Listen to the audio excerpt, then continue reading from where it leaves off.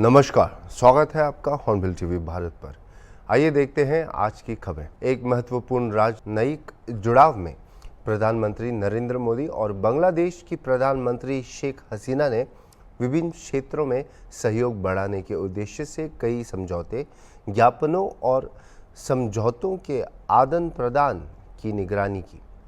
यह समारोह दिल्ली के हैदराबाद हाउस में हुआ, जो भारत बांग्लादेश संबंधों में एक महत्वपूर्ण क्षण था। आदान प्रदान किए गए समझौतों में भारत बांग्लादेश डिजिटल समझौदारी, समुद्री सहयोग और नीली अर्थव्यवस्था, स्वास्थ्य और चिकित्सा, अंतरिक्ष और बांग्लादेश के आईसीटी और दूरसंचार मंत्रालय पर सहयोग के लिए एक साझा दृष्टिकोण शामिल था। एमओयू का यह आदान प्रदान पीएम मोदी और बांग्लादेश के दौरे पर आए पीएम के बीच प्रतिनिधि मंडल स्तर की वार्ता के बाद हुआ।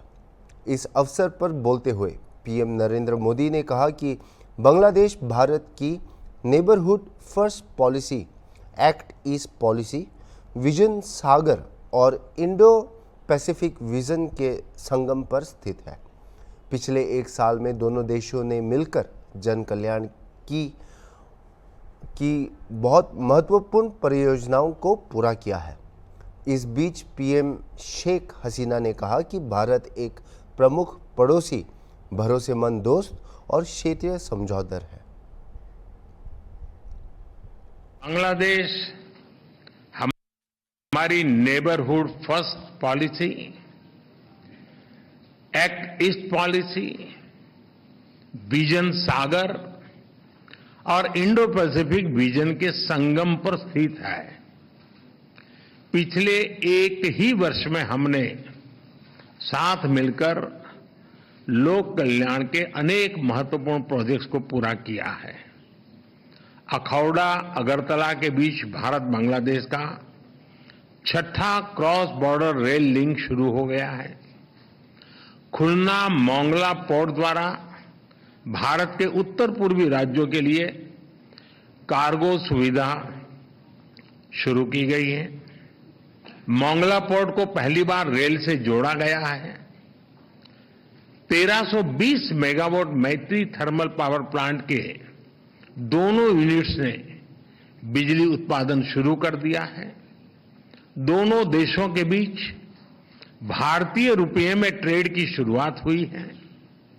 भारत बांग्लादेश के बीच गंगा नदी पर दुनिया की सबसे लंबी रिवर क्रूज को सफलतापूर्वक पूरा किया गया है। भारत बांग्लादेश के बीच पहली क्रॉस बॉर्डर फ्रेंडशिप पाइपलाइन पूरी की गई है। भारतीय ग्रिड से होते हुए नेपाल से बांग्लादेश तक बिजली निर्यात ऊर्जा क्षेत्र में सब रीजनल सहयोग का पहला उदाहरण बना है। एक ही वर्ष में Thanks to Prime Minister Shri Narendra Modi for inviting me to undertake the state visit to New Delhi. This is my first bilateral visit to any country after Bangladesh's 12th parliamentary elections and the formation of our new government in January 2024. I thank the government of India for extending warm hospitality to me and my delegation.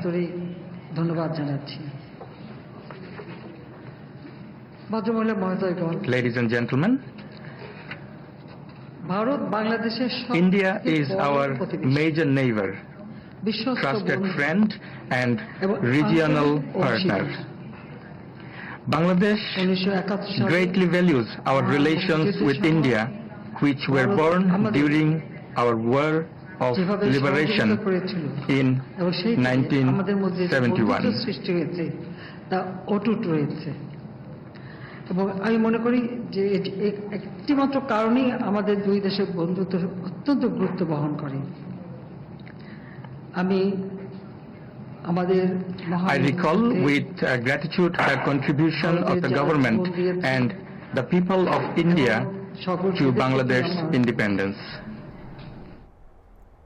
प्रधानमंत्री नरेंद्र मोदी ने शनिवार को राष्ट्रीय राजधानी में दोनों प्रतिनिधिमंडलों के बीच बैठक के बाद कहा कि भारत चिकित्सा उपचार के लिए भारत आने वाले बांग्लादेशी नागरिकों के लिए ई-मेडिकल वीज़ा सुविधा शुरू करेंगे। भारत देश के उत्तर पश्चिम क्षेत्र के लोगों के लिए सेवाओं की सुविधा के लिए रंगपुर बांग्लादेश में एक नया वाणिज्य दूतावास भी खोलेगा। शनिवार को हैदराबाद हाउस में मुलाकात के बाद दोनों प्रधानमंत्रियों ने मीडिया को संबोधित किया। हमारी Neighbourhood First policy, Act East policy, Vision Sagar और इंडो पैसिफिक विजन के संगम पर स्थित है। पिछले एक ही वर्ष में हमने साथ मिलकर लोक कल्याण के अनेक महत्वपूर्ण प्रोजेक्ट्स को पूरा किया है। अखौड़ा अगरतला के बीच भारत बांग्लादेश का 6ठा क्रॉस बॉर्डर रेल लिंक शुरू हो गया है।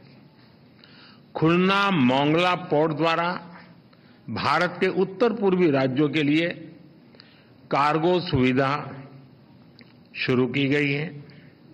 मोंगला पोर्ट को पहली बार रेल से जोड़ा गया है। 1320 मेगावाट मैत्री थर्मल पावर प्लांट के दोनों यूनिट्स ने बिजली उत्पादन शुरू कर दिया है। दोनों देशों के बीच भारतीय रुपये में ट्रेड की शुरुआत हुई है।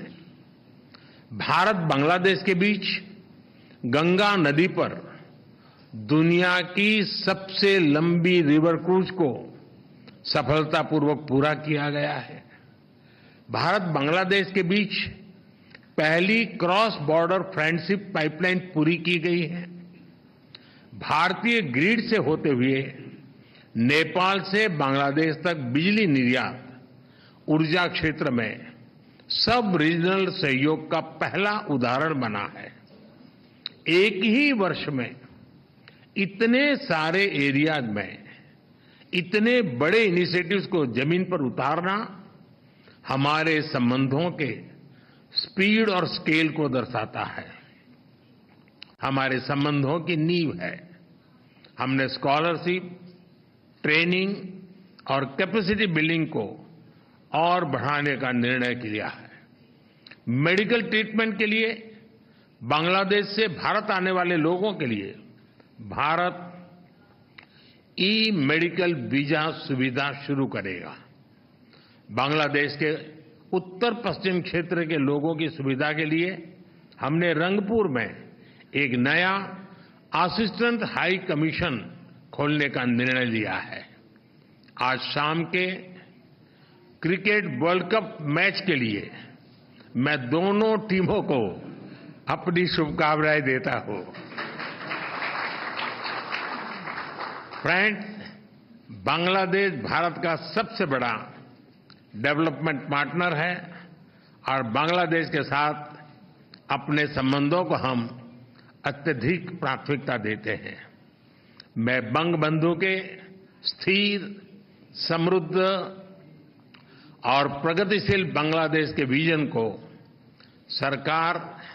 साकार करने में भारत की प्रतिबद्धता को दोहराता हूं। 2026 में बांग्लादेश डेवलपिंग कंट्री बनने जा रहा है। सोनार बांग्ला को नेतृत्व देने के लिए मैं प्रधानमंत्री शेख हसीना जी का अभिनंदन करता हूं। मुझे पूरा विश्वास है कि हम साथ मिलकर विकसित भारत 2047 और स्मार्ट बांग्लादेश 2041 के संकल्पों को सिद्धि तक ले जाएंगे। बहुत बहुत धन्यवाद। गुजरात में एकमात्र सोते हुए हनुमान के रूप में प्रसिद्ध और अरावली जिले में आस्था और विश्वास का केंद्र माने जाने वाले स्वयंभू श्री बीड़भंजन हनुमान जी मंदिर मोड़ासा तालुका के साकरिया गांव में देश बचाओ के नारे के साथ पर्यावरण के प्रति जागरूकता पैदा करने के लिए देश भर में 151 नीम के पौधे लगाकर पर्यावरण संरक्षण का संदेश दिया गया है। इस वर्ष श्री भीड़भंजन ग्राम विकास ट्रस्ट सकरिया द्वारा वन विभाग एवं मनरेगा शाखा के सहयोग से हनुमान जी दादा के धार्मिक स्थल पर आगंतुकों को हरी भरी प्रकृति का आनंद मिले, इस उद्देश्य से नीम के वृक्षों का रोपण किया गया। नमस्कार, हूँ डॉक्टर मुकेश पटेल मोड़ासा। नजीकना विस्तारमां आवेलुं साकरिया स्वयंभू हनुमान मंदिर ने दर्शनार्थे छेल्ला 24 वर्षथी दर मंगळवारे सवारे त्यां दादाना दर्शने जाऊं छुं અને ભવ્યથી ભવ્ય 10 કરોડના ખર્ચે મંદિરનું નિર્માણ થઈ રહ્યું છે। એ ગુજરાતનું હનુમાનજીનું મંદિર તો આટલું વિશાળ પહેલું જ હશે મારી દ્રષ્ટિએ। સારંગપુર પછી આ બીજું એક હનુમાનજીનું મંદિર જે બનવા જઈ રહ્યું છે। આ મંદિરની કામગીરી તો ટ્રસ્ટ દ્વારા સારી થાય છે, સાથે સાથે અત્યારના યુગને ધ્યાનમાં રાખીને પર્યાવરણને લક્ષીને એ મંદિરના ટ્રસ્ટીઓએ 151 વૃક્ષોની વાવણી કરી છે, જે બહુ જ સરાહનીય કાર્ય કર્યું છે। અને આ એક સંદેશો આપ્યો છે લોકોને કે આપ બી આ કાર્યમાં સહભાગી થાઓ। આપ મંદિરમાં જ બી જો ધારતા હોય તો અન્ય વૃક્ષોનો પણ વાવેતર કરી શકો છો, અથવા તો પોતાના નિવાસ સ્થાને નજીકના ખુલ્લી જગ્યામાં એક વૃક્ષ અવશ્ય વાવો, એવી દરેકને પ્રાર્થના છે। જય બજરંગબલી દાદા। મારું નામ સચિનભાઈ શાહ છે। હું છેલ્લા 4-5 વર્ષથી સાકરિયા સ્વયંભૂ હનુમાનજી મંદિર દર્શન કરવા જાઉં છું। એ મંદિરની અંદર આજ રોજ 151 લીમડાના ઔષધીય ઝાડનું વાવેતર કરવામાં આવ્યું। આ ઝાડ વાવવાથી પર્યાવરણ બચાવાય છે અને આપણે પણ આપણા ઘર આગળ આપણી જન્મદિવસ હોય, કંઈ પણ પ્રોગ્રામ હોય તો એક વૃક્ષ વાવી અને પર્યાવરણ ઋણ ચૂકવવું જોઈએ। અત્યારે આ મંદિરની અંદર આજે ઝાડ વાવવામાં આવ્યા, એનાથી આજુબાજુ એરિયાની અંદર ગરમીનો પ્રકોપ ઓછો થાય અને વરસાદ વધે। આ મંદિર છેલ્લા 5-1 વર્ષથી તો બહુ જ સરસ કાર્ય કરે છે, સામાજિક કાર્ય। એમાં એક આ પર્યાવરણલક્ષી એક અંદર પીછું મેળવ્યું છે। બીજું કે આ મંદિર એક ભવ્ય બનાવી દ્વારા સાકરિયા ગામ દ્વારા બનાવવામાં આવ્યું છે। એમાં 8 થી 10 કરોડનું મંદિર ભવ્ય બને છે, પણ તદુપરાંત તેમાં ઝાડ વાવીને તેને સોરામાં સુગંધ ભરાવી છે। અને આપણને આ કાર્ય જોઈને પ્રેરણા થવી જોઈએ કે આપણે પણ આવા એકાદ 2 કે 3 આપણા ઘર આગળ વૃક્ષ વાવવા જોઈએ। અત્યારે ગ્લોબલ વોર્મિંગના કારણે ગરમીનો પારો બહુ ઊંચો થઈ રહ્યો છે। અત્યારે આપણે જોઈ રહ્યા છીએ કે દિલ્હી અને ઉત્તર ભારતની અંદર 50-60 લોકોના મોત થઈ રહ્યા છે। એ બધું શું બતાવી રહ્યું છે કે આપણે આવું કાર્ય કરવું જોઈએ। એક આ મંદિરના કાર્ય દ્વારા, આપણે સરાહનીય કાર્ય દ્વારા દરેક નાના નાના વ્યક્તિએ પ્રેરણા લેવી જોઈએ। પોતાનો જન્મદિવસ હોય, કંઈ પણ હોય, યાદગાર દિવસ બનાવી અને એક ઝાડ વાવવું જોઈએ। અને અત્યારે નજીકમાં ચોમાસું આવી રહ્યું છે તો સંકલ્પ લઈએ કે એક વ્યક્તિ 5-5 ઝાડ વાવે અથવા તેના મિત્રો દ્વારા વવડાવે અને પર્યાવરણને બચાવે। આજે આ 151 વૃક્ષ વાવીને સાકરિયા મંદિરે નાના વ્યક્તિને પણ એક પ્રેરણા આપી છે કે આપણે પણ આવું કાર્ય કરવું જોઈએ। અસ્તુ। દેશભરમાં વિશ્વભરમાં ગરમીનો પ્રકોપ વધી રહ્યો છે, ત્યારે ગુજરાતમાં અને એમાં મોડાસાના અરવલ્લી જિલ્લાના સાકરિયા ગામે ભીડભંજન હનુમાન દાદા, જે સ્વયંભૂ સૂતેલા હનુમાન દાદાની એક સરસ પ્રતિમા મૂર્તિ છે, જે સમગ્ર ગુજરાતમાં આસ્થાનું કેન્દ્ર બનેલી છે। આ મંદિરના ટ્રસ્ટ દ્વારા, આ ટ્રસ્ટના યુવાનો દ્વારા 151 ઔષધીય ગુણ ધરાવતા લીમડાના વાવેતર કરવામાં આવ્યું છે। આ લીમડાના રોપણમાં સમગ્ર ગુજરાતના યુવાનોને રાહ ચીંધનારું છે અને પર્યાવરણ માટે રાહ ચીંધનારું છે। પર્યાવરણ આજની આ ગરમી, આજના આ વાતાવરણને અનુરૂપ દરેક જગ્યાએ આવનારા ચોમાસામાં સમગ્ર ગુજરાતમાં વૃક્ષારોપણ થાય તેવી એક રાહ ચીધી છે। એવા સર્વ યુવાન મિત્રો જે હનુમાન દાદાના ટ્રસ્ટ સાથે જોડાય છે તેમને શુભેચ્છાઓ પાઠવું છું। એમને આવા પ્રેરણાદાયક કાર્ય કરવા માટે ભગવાન એમને શક્તિ આપે એવી શુભેચ્છાઓ। મારું નામ હેમંત પટેલ, શ્રી ભીડભંજન ગ્રામ વિકાસ ટ્રસ્ટ સાકરિયા ભીડભંજન હનુમાન મંદિરનો પ્રમુખ છું। અને અત્યારે દેશની જે વાતાવરણ પર્યાવરણના લગતું લીમડાના છોડનું અમારું પાર્કિંગની અંદર લીમડા 151 લીમડાનું અભિયાન શરૂ કર્યું છે। અમારી આખી ટીમ છે ટ્રસ્ટની, અને એનું માવજત માટે ડ્રીપ એરિગેશન કરી અને 151 લીમડાનું માવજત કરી છે। મારું નામ હેમંત પટેલ, શ્રી બીડભંજન ગ્રામ વિકાસ ટ્રસ્ટ સાકરિયા બીડભંજન હનુમાન મંદિરનો પ્રમુખ છું અને અત્યારે દેશની જે વાતાવરણ પર્યાવરણના લગતું લીમડાના છોડનું અમારું પાર્કિંગની અંદર લીમડા 151 લીમડાનું અભિયાન શરૂ કર્યું છે. અમારી આખી ટીમ છે ટ્રસ્ટની અને એનું માવજત માટે ડ્રીપ એરિગેશન કરી અને 151 લીમડાનું માવજત કરી છે. उत्तर प्रदेश सरकार में कारागार मंत्री दारा सिंह चौहान आज कारागार मुख्यालय पहुंचेंगे। वह यहां नवनियुक्त उप कारापालों को संबोधित करेंगे और उन्हें मार्गदर्शन प्रदान करेंगे। इस अवसर पर कारागार मुख्यालय की सभागार में एक विशेष कार्यक्रम आयोजित किया गया है। इस कार्यक्रम में कारागार विभाग के अन्य वरिष्ठ अधिकारी भी उपस्थित रहेंगे, जो कि नवनियुक्त उप कारापालों को उनके नए पदों पर सफलतापूर्वक कार्य करने के लिए महत्वपूर्ण सुझाव और दिशा निर्देश प्रदान करेंगे। कारागार मुख्यालय की सभागार में आयोजित इस कार्यक्रम का मुख्य उद्देश्य नवनियुक्त उप कारापालों को उनके कार्यक्षेत्र में मार्गदर्शन और सहयोग प्रदान करना है, जिससे वे अपने कर्तव्यों का निर्वहन अधिक प्रभावी ढंग से कर सके। नियुक्त हो जाएंगे, अभी ट्रेनिंग के पूरी है और आपने उनको संबोधन के साथ साथ आशीर्वाद भी देने का काम किया है। तो प्रदेश को केवल डिप्टी जेलर नहीं मिले हैं, जबकि काबिल डिप्टी जेलर बनने वाले लोग हैं जो ट्रेनिंग ले रहे हैं, और सारे बच्चे बहुत ही अच्छे हैं, बड़े कॉम्पिटेंट हैं, और सारे साइंस बेस के मोस्टली बच्चे यहाँ पर जो आए हैं। इससे लगता है कि आने वाले दिन में यह जेल देश का जो है उत्तर प्रदेश एक अलग जेल होगा, अलग तरीके का प्रशासन होगा, अलग तरह की सोच होगी। जिस तरीके से उत्तर प्रदेश सरकार ने आज इस जेल में बहुत सारे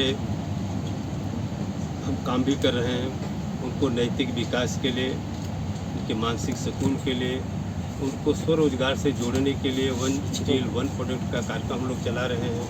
उनके सेहत के लिए भी हम लोग काम चल रहे हैं। मुझे लगता है जो बच्चे जो नए अभी आए हैं, जो प्रशिक्षण ले रहे हैं, आने वाले दिन में ये बहुत अच्छा काम करने वाले हैं, क्योंकि सारे लोगों का बैकग्राउंड बहुत अच्छा है। और मुझे लगता है जैसा भी प्रमुख सचिव कह रहे थे इशारे में कि इन जो डेमोक्रेटिक डिसीजन होता है, कलेक्टिव अगर हम लोग सबको बुला करके अगर कोई डिसीजन लेंगे तो मुझे लगता है इसमें काफ़ी हमारे जेल के लिए काफ़ी फायदेमंद होगा।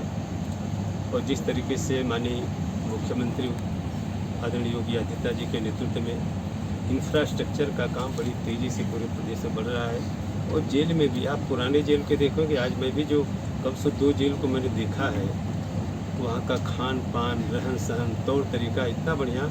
और हमारे जो कैदी और हमारे जितने भी जेल के अधिकारी हैं, वार्डर से लेकर अधिकारी तक जो है, इतना मतलब अच्छा संबंध लोगों का है कि जैसे लगता है कि यहाँ एक परिवार की तरह लोग हैं। मैंने व्यक्तिगत रूप से महिलाओं से पूछा, और मैं निकलते हुए मतलब अचानक में जहाँ मिलने वाले लोग रहते हैं, मोस्टली यहाँ पर महिलाएं थी। मैंने पूछा अगर कोई शिकवा शिकायत है, मिलने में कोई परेशानी हो रही है, कहीं एक भी शिकवा शिकायत मुझे नहीं मिल पाया। इससे मुझे पूरी संतुष्टि है। और जिस तरीके से उत्तर प्रदेश के मुख्यमंत्री माननीय योगी आदित्यनाथ जी चाहते हैं कि प्रदेश का हमारा जो जेल का विकास जो हो रहा है, और आने वाले दिन में जो कंसेप्ट हम लोग लेके आए ओपन जेल का, उस पर भी काफ़ी तेज़ी से, जिस तरीके से और क्राउडिंग की बात होती थी उसमें भी काफ़ी तेज़ी से कमी आई है। और खान पान की जो क्वालिटी है बातचीत करने के लिए, वह भी बहुत ही सहज तरीके से चल रहा है, किसी प्रकार की कोई शिकवा शिकायत नहीं है। जिससे व्यक्तिगत रूप से मैं पूरी तरीके से संतुष्ट हूँ, और आने वाले दिन में और भी नए एक्टिविटी को ले जाने के लिए हम लोग आगे बढ़ रहे हैं। देश में बेटियां नहीं, तब देश में ही बेटियां अब आगे जा रही है, चाहे अफसरशाही में भी हो बेटियां, वो भी आगे जा रही है, हर स्कीम में बेटियां भी आगे लगी हुई है। देख लीजिए यहाँ पे जो है 1/3 के करीब 34 में लगभग 12 मैंने 30% से ज़्यादा यहाँ पे बेटियाँ ही हैं जो चुनौतीपूर्ण और साहसिक जो दायित्व होता है उसकी जिम्मेदारी उन्होंने अपने कंधों पे लिया है। और मुझे लगता है कि जिस तरीके से इस देश में माननीय प्रधानमंत्री आदरणीय मोदी जी के नेतृत्व में जिस तरह उन्होंने पहल किया इस देश में कि जिस तरीके से बेटियां हमारी आगे बढ़ रही हैं, नॉट ओनली केवल यहीं पे नहीं, देश की सीमा से लेके स्पेस ऊपर तक जा रही है, काम कर रही है। मुझे लगता है आने वाले दिन में पार्लियामेंट में भी जब आगे कानून बनेगा, डिलिमिटेशन से काम पूरा हो जाएगा, तो मुझे लगता है पार्लियामेंट की सबसे शक्तिशाली संस्था जो है, जहाँ में हमारे आपके भाग का फैसला होता है, वहाँ भी महिलाएं बैठ करके, बेटियाँ बैठ करके अपने और देश के भविष्य के लिए काम करेंगी। छत्तीसगढ़ से मिली जानकारी के अनुसार कोटा थाना क्षेत्र के ग्राम मझगांव में सुबह घाट लगाकर बैठे पति ने पत्नी पर घर से निकलते ही ताबड़तोड़ कुल्हाड़ी से हमला कर दिया और अपनी पत्नी को मरा हुआ समझकर फरार हो गया। आनन फानन में परिजनों ने उसे गंभीर हालत में कोटा हॉस्पिटल पहुंचाया, जहां से उसे सीएम्स बिलासपुर रेफर कर दिया गया, जहां उसका उपचार जारी है। इधर मामले की सूचना कोटा पुलिस को भी दिया गया और वहीं पुलिस आरोपी को हिरासत में लेकर जांच में अभी जुटी हुई है। जी, मेरा नाम उत्तरा यादव है, मैं मुसलापुर ओवरब्रिज के पास रहती हूँ। ये पेशेंट जो है मेरी मासी हैं और इनके हस्बैंड उन पर वार कर दिए हैं। वो बहुत साल हो गया है, वो हमेशा से अपने मायके आके रहती हैं। मेरे को शराब पी के लड़ाई झगड़ा करके मारते पीटते हैं करके वो यहीं आके रहती थी। उसके बाद फिर वो आ जाए सुबह अचानक से घर से हथियार लेकर और उन पर ताबड़तोड़ हमला कर दिए, जिससे बहुत ब्लड बह गया। कितने बजे घटना लगभग? सुबह लगभग 5-6 बजे की है। क्या नाम है उनका? निर्मला यादव। और आपके मौसा का? मेरी मौसी है वही। हाँ, मौसा जी का क्या नाम है? मौसा जी का नाम तो याद नहीं है मेरे को क्या नाम है, क्योंकि ज़्यादा लंबे समय तक बातचीत भी नहीं होती थी। हाँ, तो आपको सूचना कैसे मिली, कहाँ कैसे? सूचना फ़ोन से मिली, फैमिली वाले फ़ोन किए। अब आगे क्या, अभी स्थिति कैसी है? हाँ, अभी ठीक है, होश में है अभी। हाँ, डॉक्टर बोले हैं टाँके वगैरह लगेंगे। अभी के लिए इतना ही और खबरों के लिए देखते रहिए हॉर्नबिल टीवी।